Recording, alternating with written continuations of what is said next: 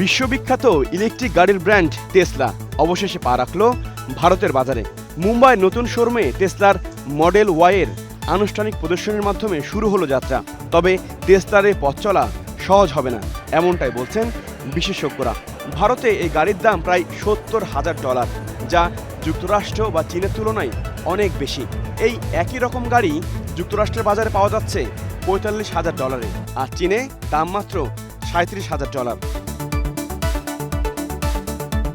উন্নত চার্জিং অবকাঠামোর অভাব, উচ্চ আমদানি শুল্ক এবং তীব্র প্রতিযোগিতার মুখে টেসলাকে টিকতে হলে দিতে হবে কঠিন পরীক্ষা।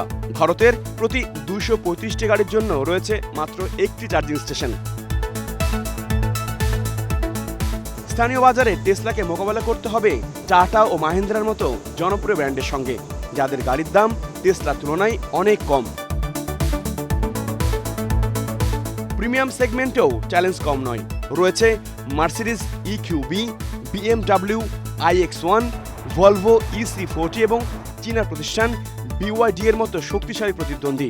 ফলে ভারতের বাজারে টিকতে হলে বিশাল চ্যালেঞ্জ অতিক্রম করতে হবে ইলন মাস্কের প্রতিষ্ঠানটিকে।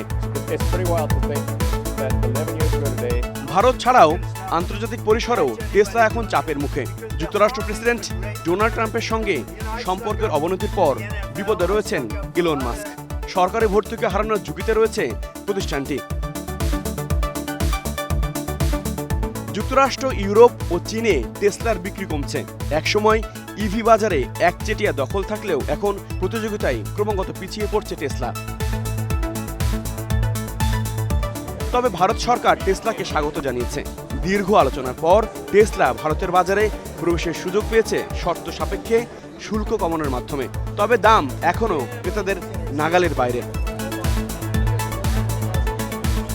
ভারতের বাজারে টেসলা যাত্রা শুরু করলেও এই যাত্রা কতদূর গড়াবে তা নির্ভর করছে মূল্য, অবকাঠামো এবং গ্রাহকদের গ্রহণযোগ্যতার উপর। তবে বিশেষজ্ঞরা বলছেন, টেসলার আগমন শুধু গাড়ির জন্যই নয়, ভারতে নবায়নযোগ্য জ্বালানি ও প্রযুক্তি খাতে বড় পরিবর্তনের সম্ভাবনা তৈরি করতে পারে। HROV, star news.